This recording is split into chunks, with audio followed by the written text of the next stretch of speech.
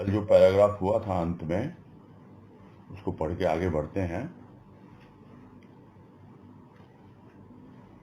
जिसमें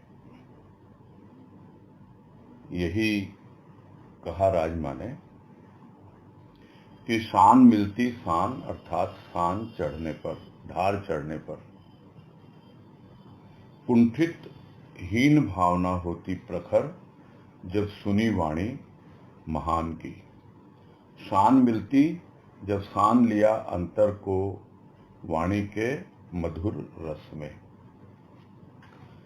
और इसमें कई तरह की बातें आई थी और प्रमुख रूप से यही था कि प्राणी अपनी शान को, और वो शान जो सत्य पर आधारित है, सत्य का पूरा प्रकट रूप है जीवन में, वो तभी आता है जब वो अपने आप को शान पर चढ़ाने के लिए प्रस्तुत हो जाता है।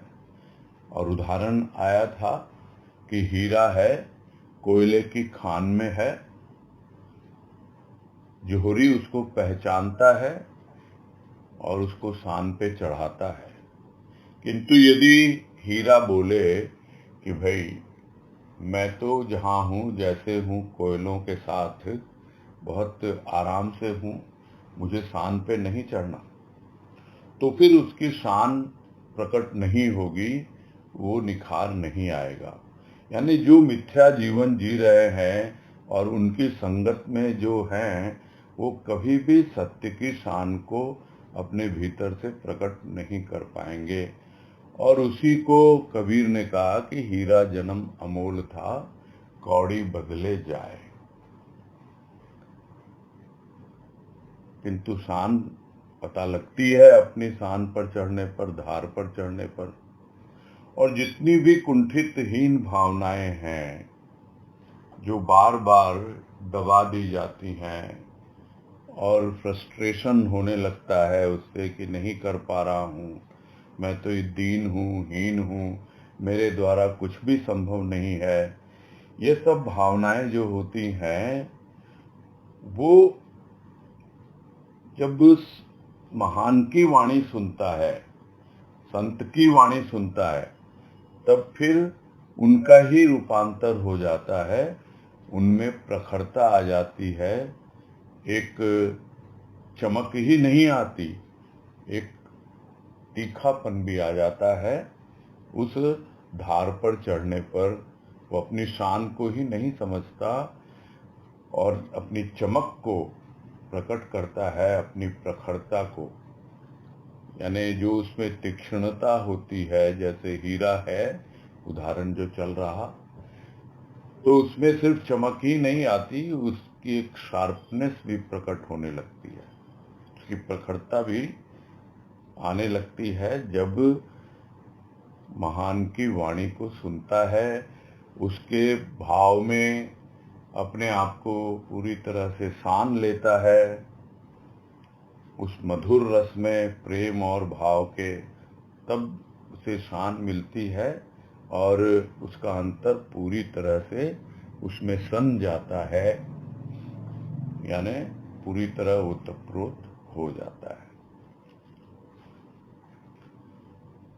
आज है प्रिय वाणी, प्रिय दर्शन, प्रिय श्रवण द्वारा एकत्रित शक्ति पराभूत करती आसुरी भावों को, असुर पराजित, सुर का साम्राज्य, देवही द्वारपाल, द्वंद्व निःशेष। और यही कह रहे हैं, एक है प्रिय की वाणी जो अंदर में जाती है और मधु प्रेम रस में सानी, जब अंतर को पूरी तरह सान देती है, और फिर जो अनुभूति होती है, यानी प्रिय का जो दर्शन सूक्ष्म में होता है अनुभूति में, और उस वाणी को सुन सुन कर भीतर में उसका रसपान करते करते कुछ ऐसी पौष्टिकता आती है अंतःकरण में, एक ऐसी मजबूती आती है और एक ऐसी शक्ति, एकत्रित करने लगता है प्राणी अपने भीतर। तो वो जो शक्ति एकत्रित होती है वो शक्ति दैवी शक्ति है, क्योंकि ये जो भाव है जो सद्गुरु की वाणी से हमारे अंदर पहुंचते हैं, अपने प्रेम और भाव के रस में हमें सानते हैं और धीरे धीरे हम उस वाणी का कुछ ऐसा रूप अनुभव करते हैं अपने अंतःकरण में, तो एक सूक्ष्म की दैवी शक्ति अपने आप एकत्रित होने लगती है और जो भी हमारे आसुरी भाव हैं वो पूरी तरह से पराभूत हो जाते हैं, यानी कि पराजित हो जाते हैं। तो यह जो शक्ति है वो आसुरी भावों को परास्त कर देती है। ये सब शब्द एक ही हैं, परास्त, पराभूत, पराजित। तो असुर पराजित। अब किसका साम्राज्य है अंतःकरण में? सुर का। सुर यानी दैवी भावों का। और देव ही द्वारपाल। पहले क्या था? पहले साम्राज्य था हृदय पर असुर का, और द्वारपाल कौन था? देव थे। यानी हृदय पे राज्य कर रहे हैं आसुरी भाव, और हमने बाहर दुनिया को दिखा रखा है दरवाजे पर कि मैं तो बहुत भला आदमी हूँ, मैं तो इतनी धार्मिक और पुण्यात्मा हूँ और इतने अच्छे ढंग से मैं जीवन जी रहा हूँ, जबकि भीतर कितना कपट है, कितने आसुरी भाव भरे हुए हैं। किंतु जब भीतर सुर का साम्राज्य हो जाता है तो ऐसा नहीं है कि द्वारपाल जो है वो आ जाएंगे असुर, क्योंकि अगर असुर द्वारपाल हो गए तब तो और परेशानी है। फिर तो पता नहीं दरवाजे पे बैठ के वो कौन से अपनी पहचान वाले जो लोग हैं, जैसे देखा जाता है जो गेट कीपर बैठा है दरवाजे पे, अपनी पहचान वालों को बड़े आराम से अंदर भेज देता है। यानी वो आसुरी विचार भाव, जितने भी तमोगुणी भाव हैं, उन सबको बड़े आराम से अंदर प्रवेश दे देगा। और थोड़े बहुत आएंगे भी अच्छे विचार, वो इतनी आसानी से नहीं आएंगे, उनसे वो घूस लेगा, क्योंकि वो उसकी आदत बनी हुई है। ये है आसुरी भाव कि द्वारपाल उनसे कुछ पैसे ऐंठता है, तब उनको जाने देता है जो उनको लगता है हमारी पहचान के नहीं है, और इनके पास अंदर जाने के लिए अथॉरिटी भी नहीं है, क्योंकि मैं हूं यहाँ, तो द्वारपाल मतलब मैं ही सब कुछ हूं। तो यहाँ द्वारपाल तो वही है, देव ही है द्वारपाल, किंतु अब अंतःकरण पर, हृदय पर किसका साम्राज्य है? साम्राज्य है देवों का, सुरों का। तो भीतर और बाहर दोनों एक ही स्थिति बन गई। तो इसलिए जीवन में जितना भी द्वंद्व है, जितना भी द्वैत का भाव है, वो अपने आप ही दूर होने लगता है। निश्शेष मतलब हमेशा के लिए खत्म हो जाता है।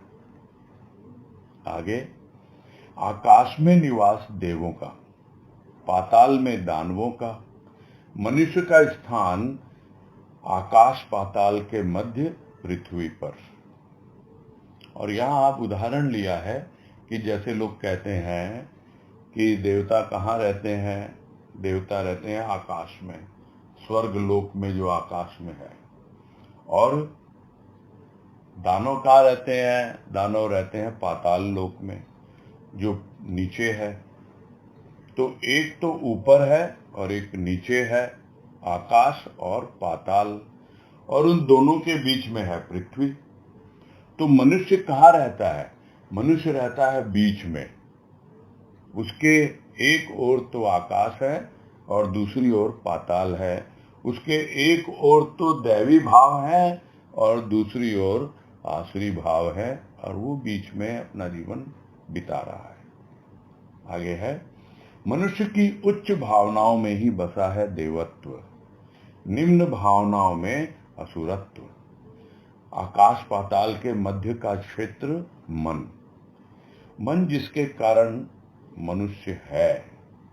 मन कभी अर्चना करता देवत्व की, कभी अर्घ्य प्रदान करता असुरत्व को।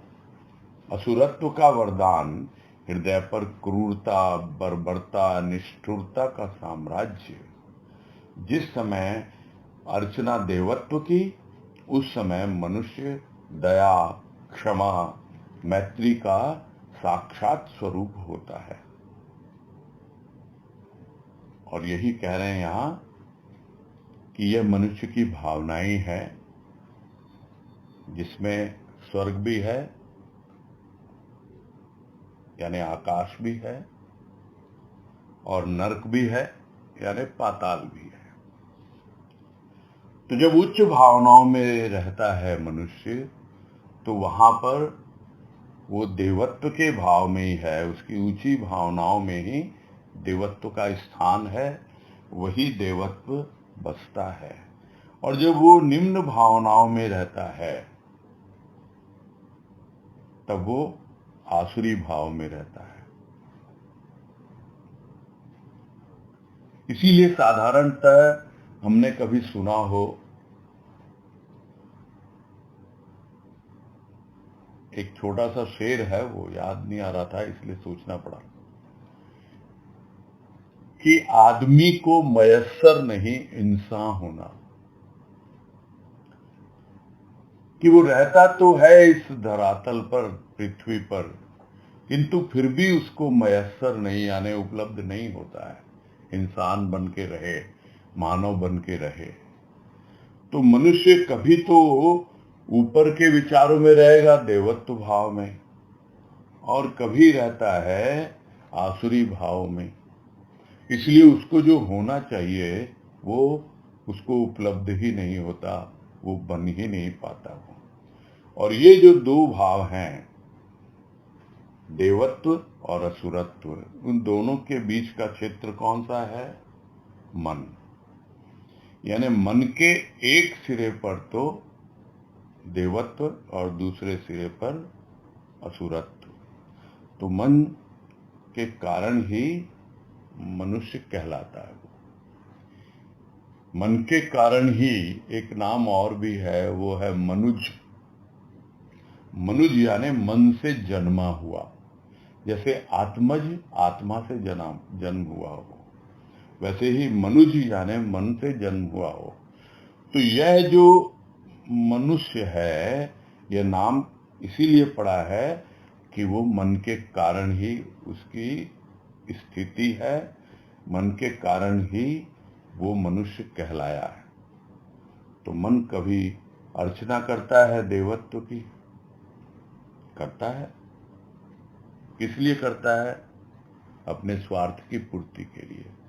फिर भी समझता है कि हाँ भाई, मैं तो देवों की पूजा कर रहा हूं। और कभी अर्घ्य प्रदान करता असुरत्व को। ये जो आसुरी भाव है, क्या कोई चाहता है? क्या कोई नहीं चाहता, बोलते हैं लोग। तो फिर क्यों दुनिया में इतनी क्रूरता है, बर्बरता है, इतनी निष्ठुरता है, जो आगे कह रहे हैं यहाँ राजमा? क्यों है ये? इतना आतंकवाद क्यों है फिर? वो इसीलिए है कि सब तरह के लोग हैं यहाँ पर। तो कभी तो वो अर्चना करते हैं देवत्व की, और सबसे बड़ी परेशानी तब होती है जब उसके मन का जो भ्रम है वो दूर ही नहीं होता। विचारों का भ्रम दिखाता है मैं देवों की पूजा कर रहा हूं, यानी मैं खुदा का बंदा हूं, किंतु तुम अपना आचरण तो देखो।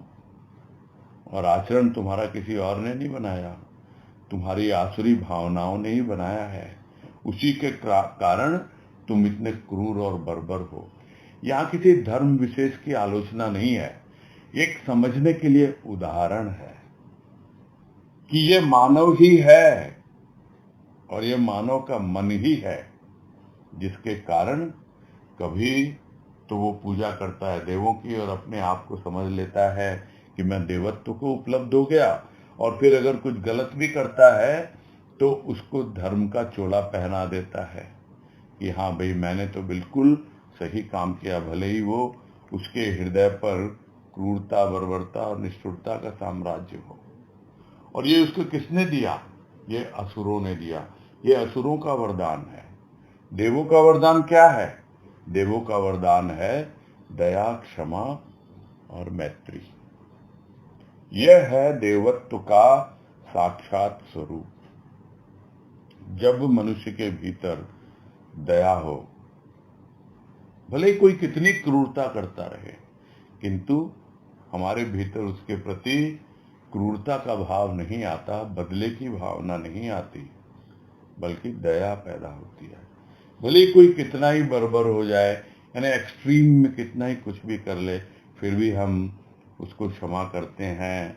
कितना ही कोई निष्ठुर हो जाए, कितनी कठोरता से पेश आए, फिर भी हम उसके सामने दोस्ती का हाथ ही बढ़ाते हैं।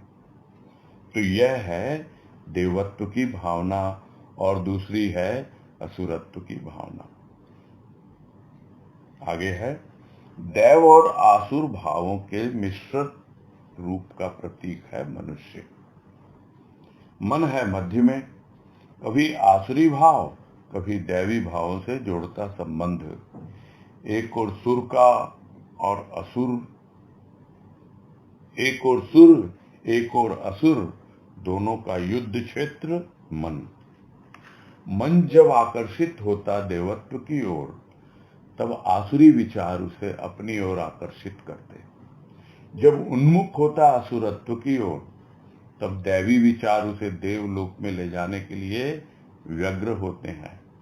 मन बेचारा कभी ऊपर कभी नीचे करता भ्रमण, ऊहापोह की स्थिति में व्यतीत होता जीवन।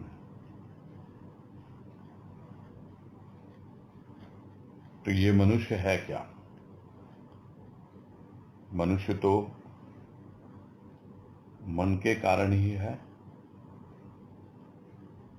और उसका मन कहाँ है? उसका मन है आसुरी और दैवी भावों के बीच।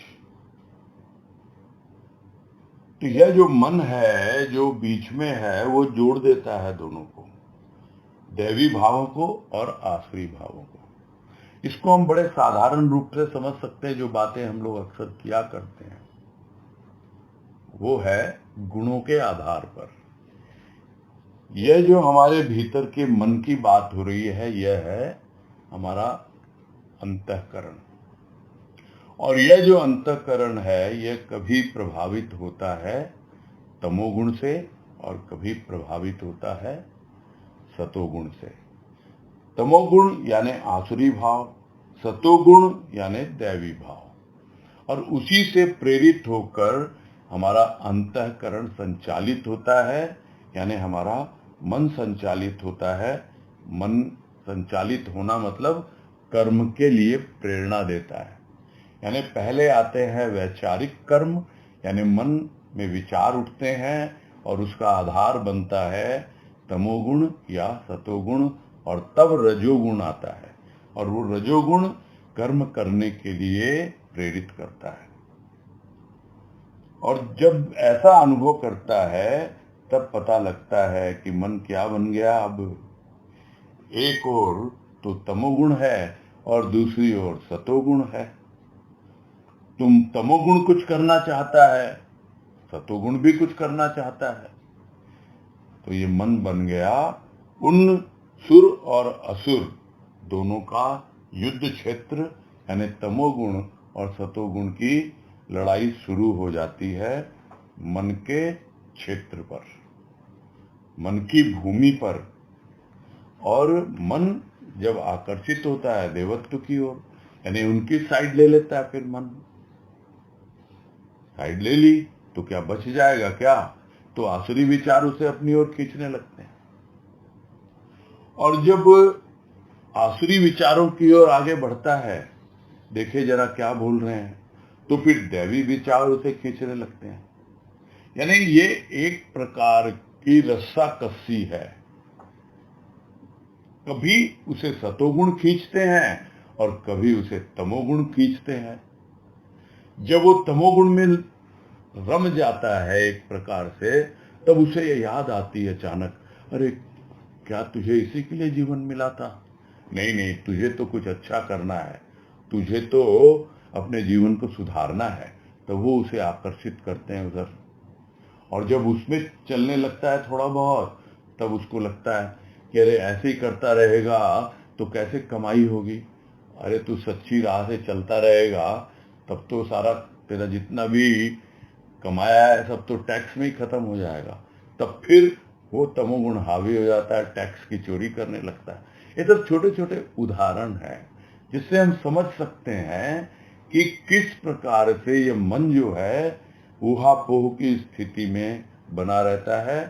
रस्सा कस्सी लगी रहती है, कभी वो खींचता है कभी वो खींचता है, और बेचारा मन वो जो जमीन पर होता ही नहीं। कभी कभी तो वो ऊपर आकाश की ओर उड़ता है और कभी पाताल में चला जाता है। कभी दैवी विचार ऊपर उठने के लिए प्रेरित करते हैं, और कभी जो आसुरी विचार हैं वो उसको नीचे गिरा देते हैं, गड्ढे में पाताल की ओर धकेल देते हैं। तो इसी ऊहापोह में, यानी इसी कंफ्यूजन में कहें या कुछ भी उसको समझ ही नहीं आ रहा है, भ्रमित है पूरी तरह से, और वहां यहां बस ऐसे ही डोलता रहता है।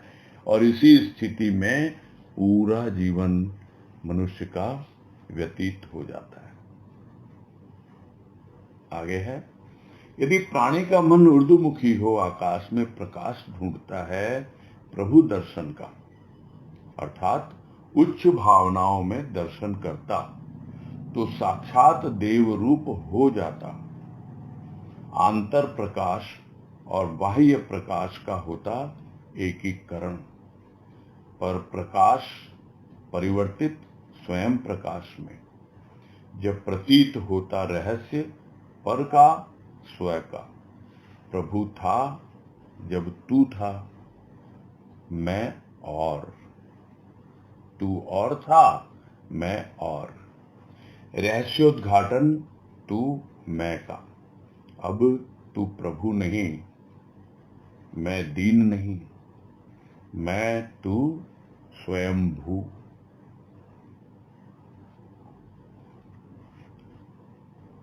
और इस छोटे से पैराग्राफ में एकदम एक्सट्रीम में पहुंच गए राजमा।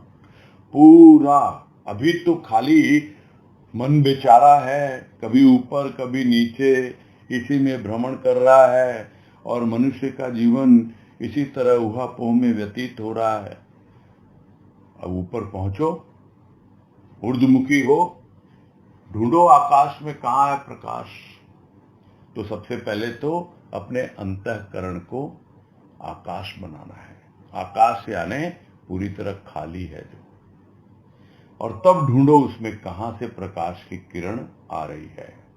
तो यदि प्राणी ऊपर की ओर उठ करके आकाश में प्रकाश ढूंढता है और उसे प्रभु का दर्शन होता है, यानी उच्च भावनाओं में अनुभव करता है वो, और करते करते उसकी कुछ ऐसी अवस्था बन जाती है कि वो साक्षात देव रूप हो जाता है। और जब देव रूप हो जाता है तो फिर अंतर का प्रकाश और बाहर का प्रकाश, यानी भीतर और बाहर दोनों प्रकाश का एकीकरण होता है। और वो तभी संभव है जब पूरी तरह अंदर प्रकाशित हो जाए स्वयं के प्रकाश से, और पूरी तरह देह बोध से ऊपर उठ जाए, क्योंकि यह देह ही है जो हमें बार बार बाहर धकेलती है। और बाहर धकेलती है मतलब बाह्य प्रकाश की ओर ले जाती है। किंतु जब हम देह बोध से ऊपर उठ जाते हैं, तब हमारे भीतर का और बाहर का जो भी प्रकाश है, यानी जो बाहर से भीतर आ रहा है और भीतर से बाहर जा रहा है, उसमें जरा सा भी फेर बदल नहीं होता है। यानी क्या उसको समझा जाए कि भीतर बाहर एक स्थिति बन जाती है। अब जो भी पर था पहले कोई दूसरा था, वो प्रकाश परिवर्तित हो गया, बदल गया। किसमें? स्वयं प्रकाश में। कब बदला?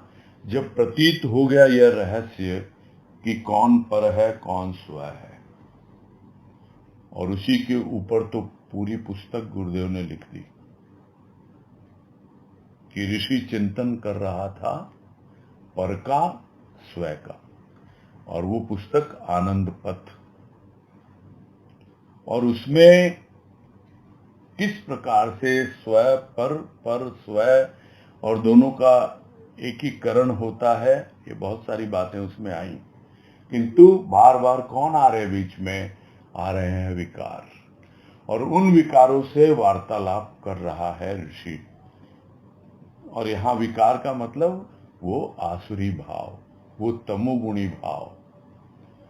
तो जब यह सब निस्तार हो जाता है, यानी सब कुछ हट जाता है, तब भीतर और बाहर की स्थिति एक बनती है और उसे पर और स्व का रहस्य समझ में आ जाता है। और तब भले ही बाहर से कोई प्रकाश आ रहा हो, भले ही उसे लगता हो कि वो पर प्रकाश है, किंतु वो पर को पर नहीं समझता, वो उस पर में भी स्व को ही अनुभव करता है। और फिर वही बात आएगी जो गुरुदेव ने अपनी वाणी में कहा, अंतिम क्या है स्थिति? मुझे देख। वो मैं कौन हूं? वो मैं वही हूं जो तू है, वो तेरा स्व है।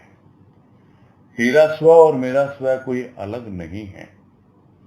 तो यदि मुझे देख, यानी पर में भी स्व को ही देख तू, और वो दृष्टि का दोष दूर होता है। तब समझ में आता है कि पर प्रकाश परिवर्तित हो गया स्वयं प्रकाश में। तो प्रभु था, तो क्या अब नहीं है? अब भी है, किंतु क्या है उसका रूप, वो आगे बता रहे हैं। तू था पहले? हाँ था। मैं था पहले? था, किंतु दोनों अलग अलग थे। प्रभु था, उसका एक अस्तित्व था उस वक्त जब तू था, और तू और था, यानी प्रभु कोई और है और मैं कोई और। जब दोनों कुछ और है, अलग है, तब है प्रभु। और जब तू मैं का रहस्योद्घाटन हो गया, तब कौन है भाई तू? तू प्रभु नहीं है। कौन हूं भाई मैं दीनहीन नहीं हूं। तो न तो प्रभु है और न मैं हूं, न तू है न मैं है। मैं तू दोनों स्वयंभू, यानी दोनों स्वयं में समा गए। स्वयंभू यानी अपनी ही सत्ता, स्वयं की सत्ता, स्वयं अपने आप ही जिसका उद्गम होता है। तो वो कौन है? वही है स्वयंभू, वही मैं है, वही तू है। दोनों के दोनों स्वयंभू, दोनों एकत्रित हो गए। दोनों की अपनी सत्ता है, किंतु फिर भी दोनों एक साथ हैं। दोनों स्वयं में आ गए, स्वयं में समा गए।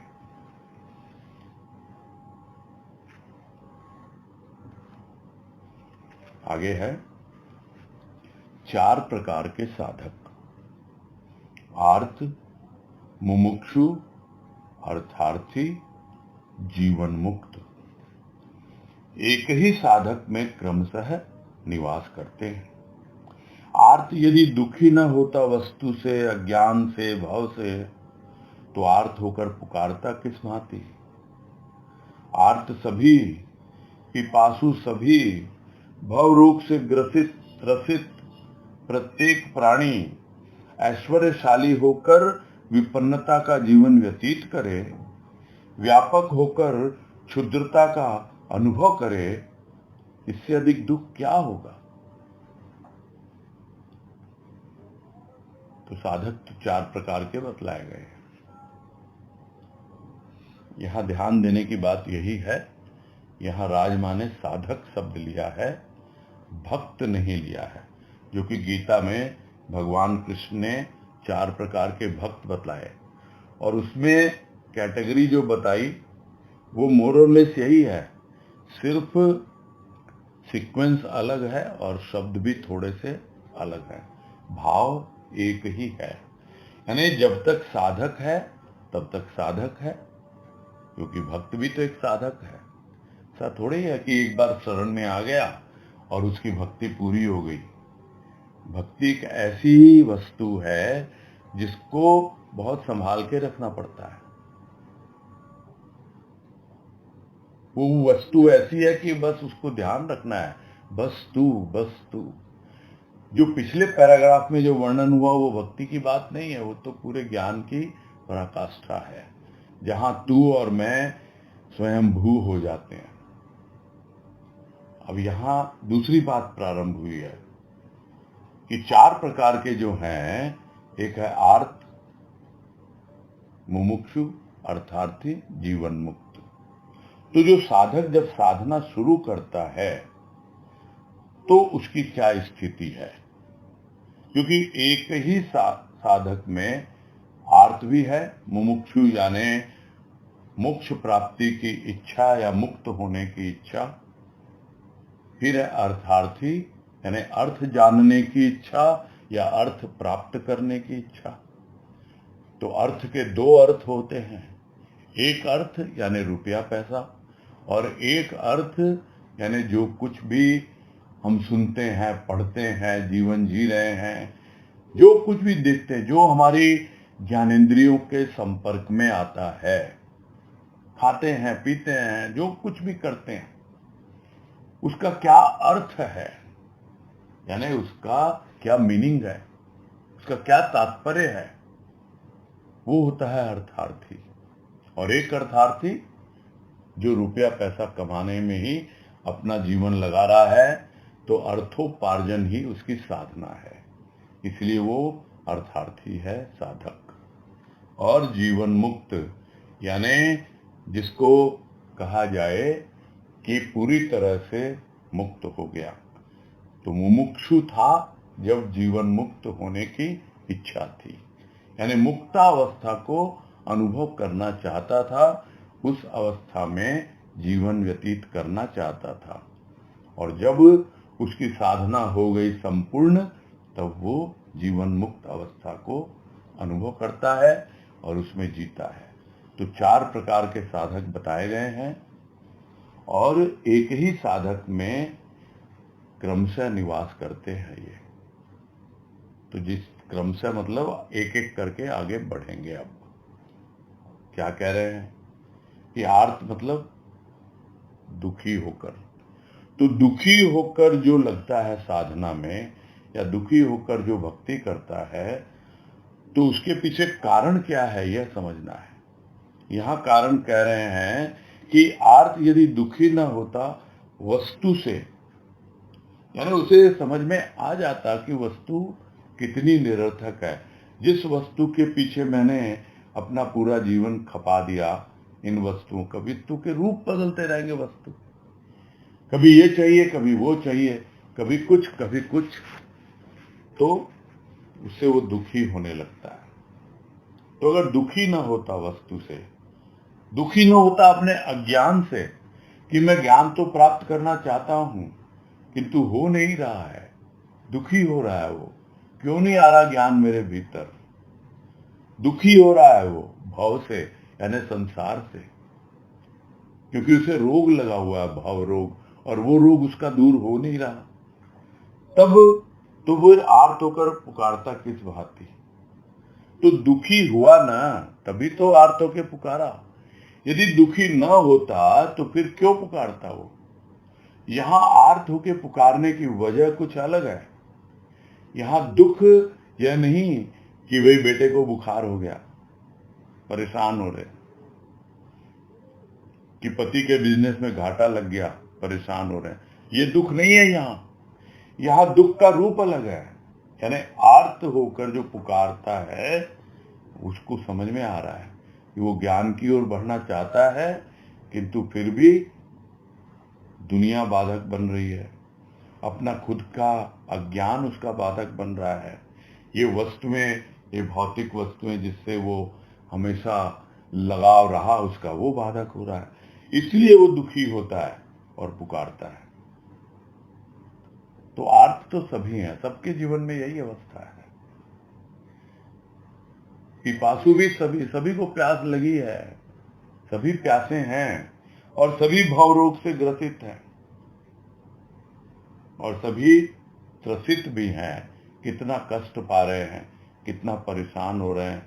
प्रत्येक प्राणी ऐश्वर्यशाली तो है, अपने आप में दिखा रहा है कि बहुत रुपया पैसा है मेरे पास, किंतु उसके बावजूद भी विपन्नता का जीवन व्यतीत कर रहा है। विपन्नता यानी गरीबी का। बहुत पैसा है तो ये तो ऊपर का रूप है, ऊपर दिखाते रहो कितने पैसे हैं, भीतर क्या है। तो विपन्नता क्या बाहर की है क्या भीतर की है? ऐश्वर्य जो है वो बाहर का है और विपन्नता भीतर की है। वो व्यतीत करे और व्यापक होकर भी, यानी वो चाहे तो पूरा सर्वव्यापी को उपलब्ध हो जाए, पूरी तरह आकाश की तरह एकदम सर्वव्यापी हो जाए। जब वो अपने अंदर की पूरी भावनाओं को जो बार बार खींच खींच के उसे जमीन पर ले आती हैं, उनसे अगर छुटकारा मिल जाए उसका, तब वो भी व्यापक हो जाए। तो वो अगर व्यापक होकर क्षुद्रता का अनुभव करे कि भाई मैं तो कुछ भी नहीं कर सकता, मेरे द्वारा तो कुछ संभव ही नहीं है, मैं तो एक साधारण प्राणी हूं, मैं तो घर गृहस्थी में रहता हूं, बच्चों का पालन पोषण करना है मुझे, मैं अगर ये सब करने लगूं तो क्या। तो यही तो सबसे बड़े दुख की बात है कि सब कुछ होकर भी वो साधना में नहीं लगता, और जो लग जाता है तो उसका मार्ग आगे प्रशस्त होता है। और उसी को आगे समझा रहे हैं कि भव दुख से त्रसित जिस प्राणी के अंतर में भावना जागृत हो, इस दुख से निस्तार पाने की वही आर्त साधक है। यानी वही साधक आर्त कहलाएगा जो ये जो भव दुख है, यानी कितना दुख है संसार में, और उससे दुखी हो रहा है और आर्त होकर के पुकारता है प्रभु को, ये कितना कष्ट दे रहे हैं मुझे, ये भव का दुख मुझे कितना परेशान कर रहा है। और उसी से अंतर में भावना जागृत होती है कि नहीं, मुझे तो इस दुख से छुटकारा पाना है। यह जागृति जिसके भीतर आती है, और फिर वो छुटकारा पाने के लिए साधन ढूंढता है, और जब साधन मिल जाता है तो फिर रुकता नहीं है, वो लग जाता है इस दुख से छुटकारा पाने के लिए, और वही आर्त साधक कहलाता है। आगे है, प्यास लगी तलाश होगी जल की, जल कहाँ, सुख कहाँ, ऐश्वर्य क्या, इन प्रश्नों का प्रादुर्भाव जिज्ञासु प्रवृत्ति। प्रश्न है तो उत्तर भी, समस्या है तो समाधान भी, प्यास है तो जल भी। किंतु जल प्राप्त करने के लिए आवश्यकता है प्रयत्न की। प्रयत्न जल के ऊपर से मिट्टी कंकड़ हटाने का, खोदने का, खोजने का। खोज सृष्टि के प्रत्येक कण में, प्रत्येक स्वर में, प्रत्येक दृश्य में अर्थ की। संग्रह प्रतिपल अर्थ का, सृष्टि के, सृष्टिकर्ता के भावों का। अन्वेषण अर्थ, अन्वेषक अर्थार्थी, और अर्थार्थी शब्द का भी पूरा रूप बदल दिया। और यहां मुमुक्षु को जिज्ञासु कह रहे हैं। सब बातें समझनी है हमें कि किस रूप में राजमा समझाना चाह रहे हैं हम लोगों को कि भाई प्यास लगी है, प्यास लगी तो तलाश तो होगी ना, खोजेगा जल को कि कहाँ है वो जल, कि वो जल पीऊं तो मुझे तृप्ति मिले, मेरी प्यास बुझे। कहाँ है वो जल जो मुझे सुख दे, क्योंकि अभी तो दुखी होकर आर्त होकर के मैं ढूंढ रहा हूं। तो वो अगर मिल जाएगा जल तो फिर मेरा दुख दूर होगा। किंतु जिसे लोग कहते हैं कि ऐश्वर्यशाली हो सकते हो तुम, अभी जो तुम्हारे पास धन दौलत है वो तो बाहर का है, भीतर का धन दौलत उसका ऐश्वर्य अर्जित करना है। तो यह ऐश्वर्य है क्या आखिरकार?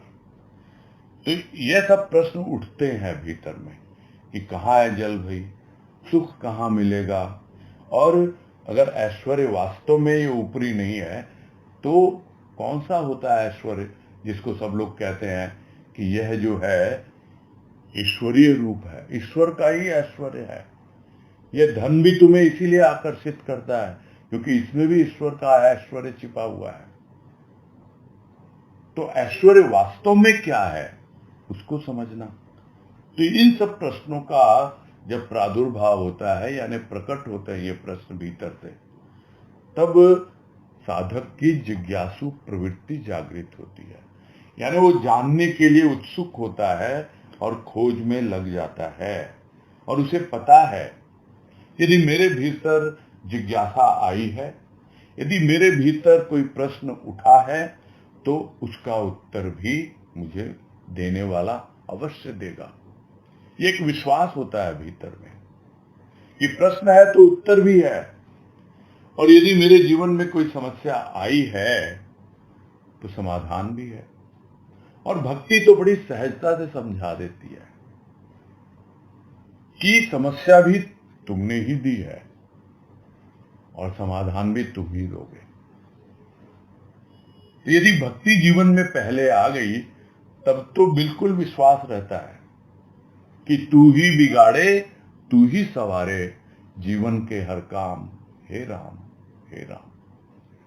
तू ही तो समस्या को उपस्थित करता है और तू ही फिर समाधान भी प्रस्तुत करता है। किंतु उसके लिए चाहिए क्या?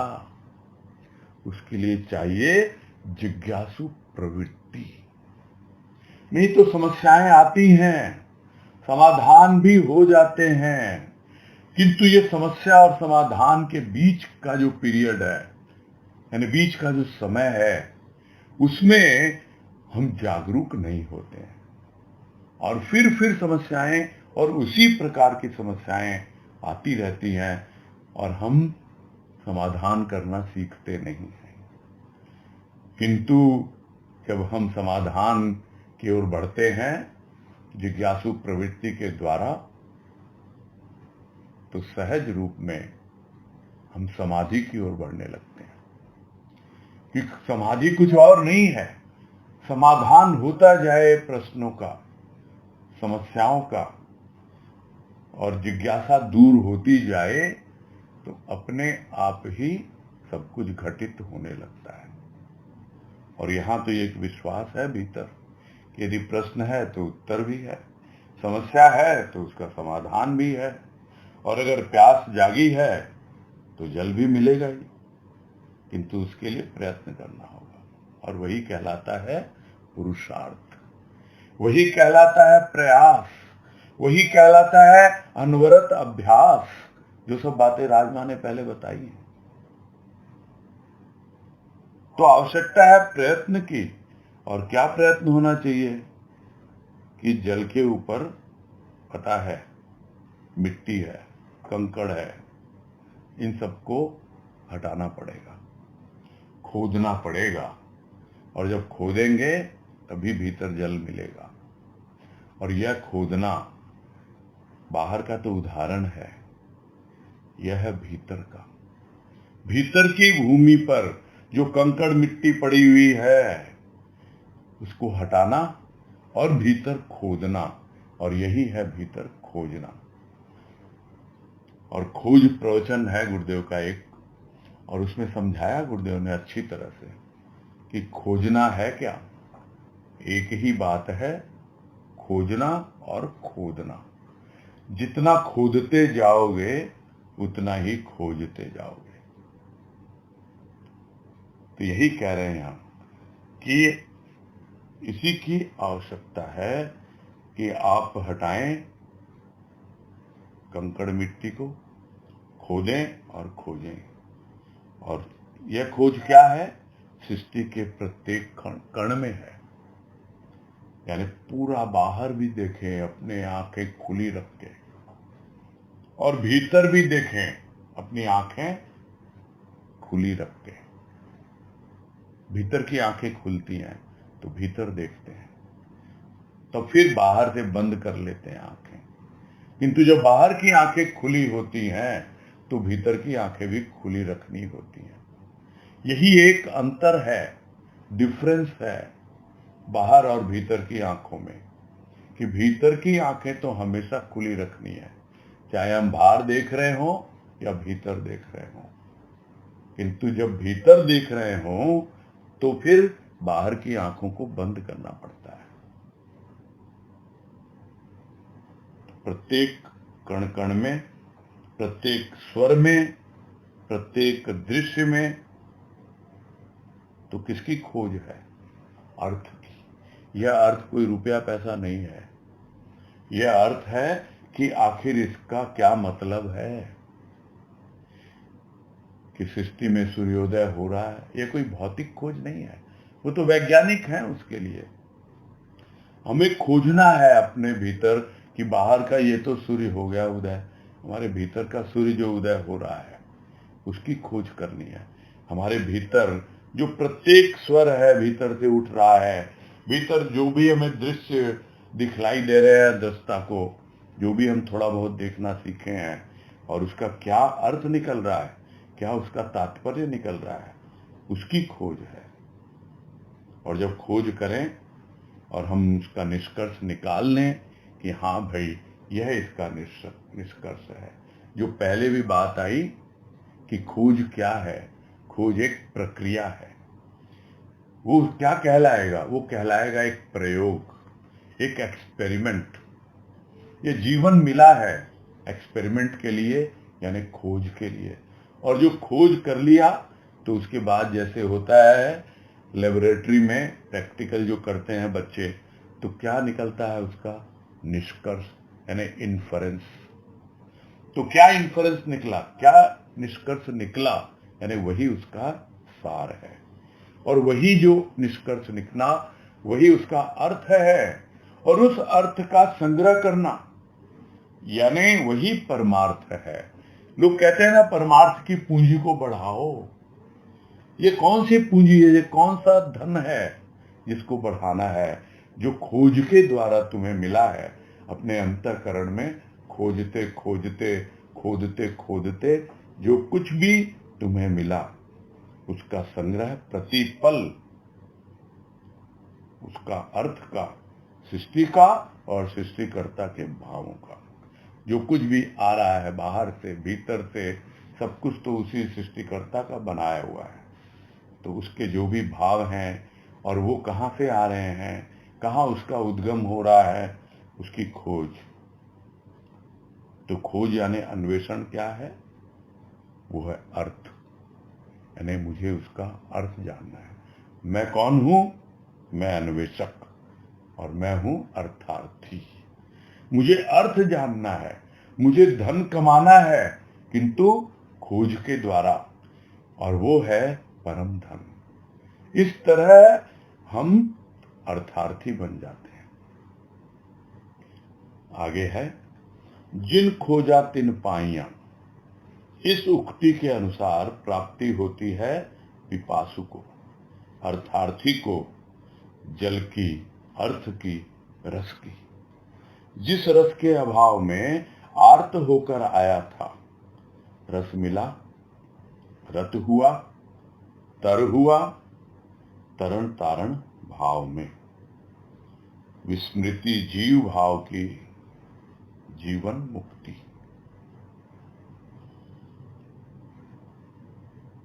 तो जो खोजते खोजते पहुंच जाता है जहां उसको पहुंचना है। खोदते खोदते मिल जाता है उसको जल, फिर क्या चाहिए?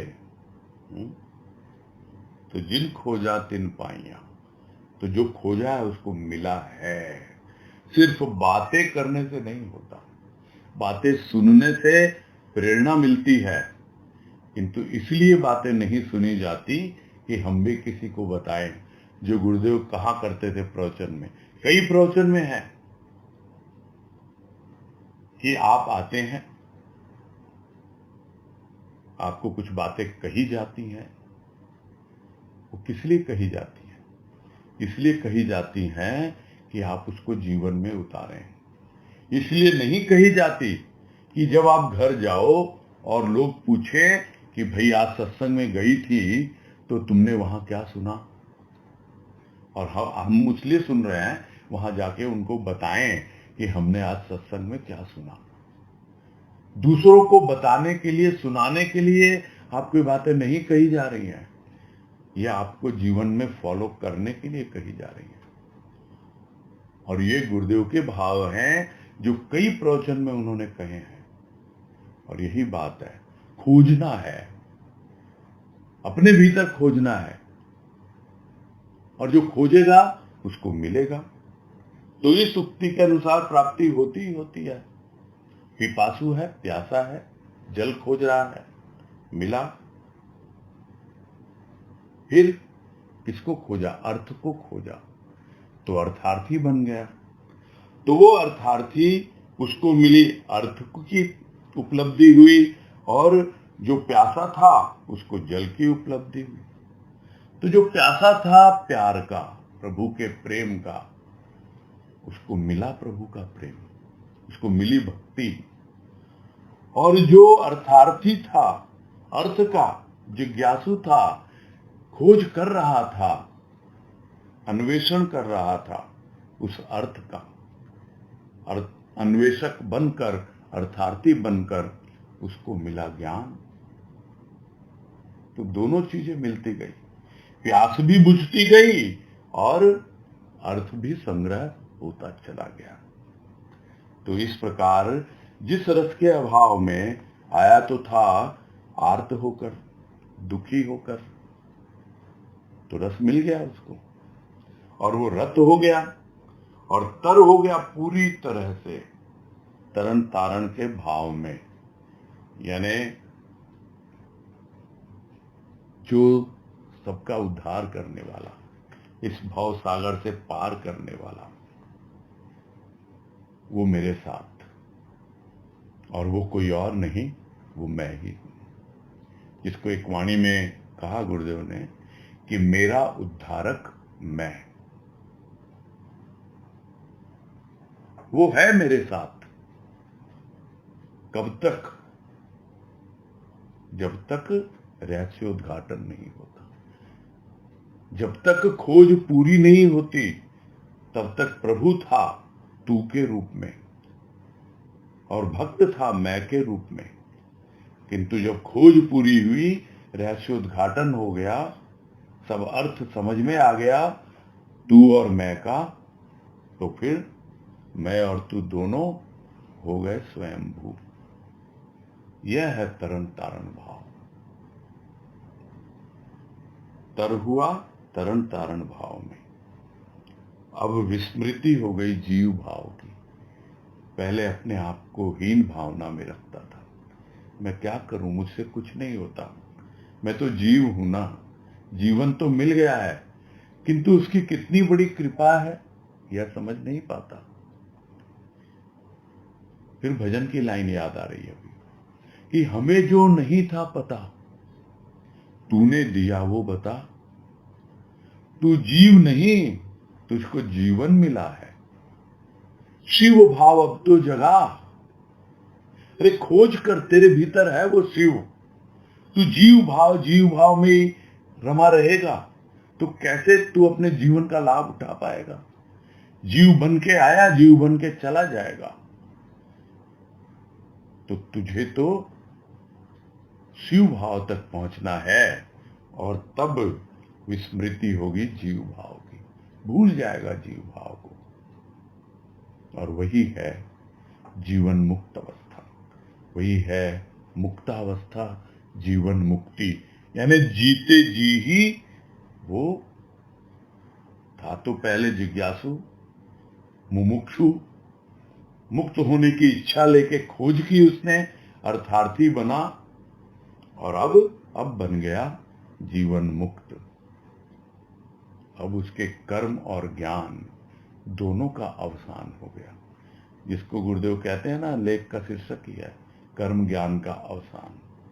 जो करना था कर लिया, खोज करनी थी खोज लिया, खोजते खोजते खोदते खोदते न जाने देने वाले ने क्या क्या दे दिया। खोदना देता भी है, खोजना जनाता भी है, और फिर दोनों प्रक्रिया में अपने आप को खो भी देता है।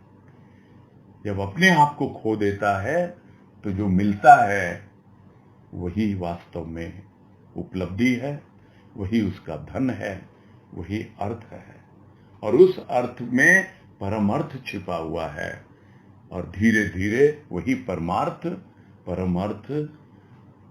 उसे उस अवस्था तक पहुंचा देता है जहां विस्मृति हो जाती है जीव भाव की, और अवस्था बन जाती है जीवन मुक्ति की। बस यही पूरा करते हैं। तनुश्री बोलो। हाँ नमस्कार, आवाज धीरे आ रही है कुछ तुम्हारी, थोड़ा माइक नजदीक लो अपना। अभी बेटर है क्या? हाँ थोड़ा बेटर हुआ, हाँ बोलो। ये जो आज भक्ति और ज्ञान की बात आई, तो हमें प्रश्न हो रहा था कि जैसे पहले तो हमको पता ही नहीं था कि अहंकार का क्या रूप होता है, जो हमको लगता था ये बस हमारी फीलिंग्स, इस बात में पता लगता है कि वो एक्चुअली अहंकार था। इस तरह दूसरे विकारों से भी हमको उतना परिचय नहीं था, तो धीरे धीरे जब उसकी वाणी भीतर प्रवेश करती है, वाणी से हमको समझ में आया कि ये है, तो शायद तो क्या यही फिर ज्ञान का रूप बनता है। और जैसे जैसे हमको पता लगता है कि ये प्रॉब्लम है, उसी के लिए हम उससे प्रार्थना करते हैं कि ये इनको हमसे वो दूर करे, मतलब विकारों से हमको ऊपर उठाए, तो ये भक्ति का रूप बनता है। तो ऐसे है क्या भैया? और सेकंड क्वेश्चन ये था कि इसमें फिर भाव कहाँ है, भाव क्या रूप बनता है? भाव तो मूल में ही है ना, आपके भीतर भाव आया कि मुझे मुक्त होना है, इन सबसे छुटकारा पाना है, हाँ। और वही आपको दिखलाता है कि देखो तुम्हारी क्या अवस्था बनी हुई है। यानी तुम्हें दुख इस बात का नहीं है, तुम्हें दुख इस बात का है कि अभी भी मेरे भीतर ज्ञान नहीं है, अज्ञान से है। तुम्हें दुख इस बात का है कि ये भवरोग कभी दूर ही नहीं होता, हमेशा लगा ही रहता है। तुम्हें दुख इस बात का है कि कितनी वस्तुओं से अपने आप को सेटिस्फाई करने का प्रयास किया, किंतु फिर भी नहीं हो रहा है सेटिस्फैक्शन। तो जब इन सब बातों से छुटकारा पाना चाहता है ना, मुक्त होना चाहता है, उस बात के लिए वो प्रेरित होता है। तो वो ये सब क्या है, ये भाव ही तो है। तो भाव से ही प्रारंभ होता है और भाव से ही पूरा होता है। तो भाव क्या है, ये तो सिर्फ समझ की बात है। हम अक्सर समझ लेते हैं कि जो हम भक्ति में करते हैं अनुभव, वही भाव है। हम जो ज्ञान में थोड़ा बहुत अनुभव करते हैं, वही भाव है। भाव तो हर अवस्था में है। अब उसको जब बहुत सतह पर होता है तो उसका विचार नाम दे दिया जाता है, थोड़ा और गहरा जाता है तो भावना कह देते हैं हम, ये इसकी भावना है। किंतु भाव तो बिल्कुल मूल में है और आत्मा के साथ जुड़ा हुआ है, और इसीलिए उसको आत्मभाव कहा जाता है। स्वयं के साथ जुड़ा हुआ है, इसीलिए उसको स्वभाव कहा जाता है। तो बिना भाव के तो कुछ भी नहीं होता है ना। तो ये बात तो हमेशा के लिए हम लोग क्लियर हो जानी चाहिए कि बिना भाव के कुछ भी हो ही नहीं सकता, और वो जो भी भाव है वो हमें समझना होगा, और समझ करके ही हम आगे बढ़ेंगे। भक्ति में लगते हैं तो भाव, अपने आप को जानने में, पहचानने में, खोज करते हैं हम अर्थ की, इसका क्या अर्थ, उसका क्या अर्थ, किसका क्या मीनिंग है, क्यों ये सब हो रहा है, क्यों हम फंसे हुए हैं भव सागर में, क्यों हम जंजाल में हैं, हमको इतना कुछ मिल गया फिर भी हम क्यों दुखी हैं। ये सब बातें जो हैं सब भाव से ही प्रेरित होती हैं, और नहीं तो फिर अभाव में पड़े रहते हो। दीनहीन विचार है आपके, मुझसे कुछ नहीं होगा, है ही नहीं संभव, बस। तो दो ही प्रकार के जीवन है, या तो अभाव में जियो या फिर भाव में जियो। ठीक। अच्छा, ये वो जो स्टार्टिंग में बात आई थी ना कि वाणी ही उन असुरों का नाश करती है, मतलब प्रभु की वाणी। तो हाँ। जैसे ये कहा था कि पहले तो हमको पता ही नहीं था कि असुर है भी, मतलब लेकिन धीरे धीरे जब उसकी वाणी से हमको पहचानना जानते हैं, उसके बाद जब हम दूर करने की उनको प्रार्थना करते हैं तो वो भक्ति का रूप बनता है क्या? हाँ, पहचानते हैं। पहचान देखो, क्या वाणी लेके क्या आती है, वो बात भी पहले आई ना, वाणी भाव लेके आती है, और उस भाव के द्वारा ही सब कुछ संभव होता है। यदि आपका भाव नहीं जुड़ा उन शब्दों के प्रति जो वाणी लेके आ रही है, तब तो शब्द ही शब्द हैं वो, उसमें कहाँ से आपको कुछ प्रेरणा मिलेगी, कहाँ से वो वाणी काम करेगी, नहीं कर पाती है। जिसका भाव जुड़ता है वाणी के साथ और उस पे वो एक्ट करता है, आगे बढ़ता है, उसी के जीवन में परिवर्तन होता है। यही है सब बातों का सार। प्रणाम भैया, हरिओम। हरिओम हरिओम। हाँ भाई, अभी हैंड रेज तो है लेकिन समय नहीं है। ठीक है। नहीं, वो क्यों हम बार बार ये बोल रहे हैं, इसका कारण स्पष्ट कर दूं मैं। उसका कारण ये है कि 1 घंटे से ज्यादा की जो रिकॉर्डिंग हो जाती है तो फिर वो रिकॉर्डिंग फॉरवर्ड नहीं होती है। उसके जो वो होते हैं ना, MB बोलते हैं जो, मेगाबाइट्स, वो ज़्यादा हो जाते हैं तो वो फॉरवर्ड नहीं हो पाती है। इसलिए हमको ज़्यादातर 1 घंटे से 1-2 मिनट 3 मिनट एक्स्ट्रा फिर भी चल जाता है, इसलिए बोलना पड़ता है कि समय हो गया। ये मेन कारण ये है, इसको हमें समझना चाहिए। ठीक है, पूरा करते हैं अब।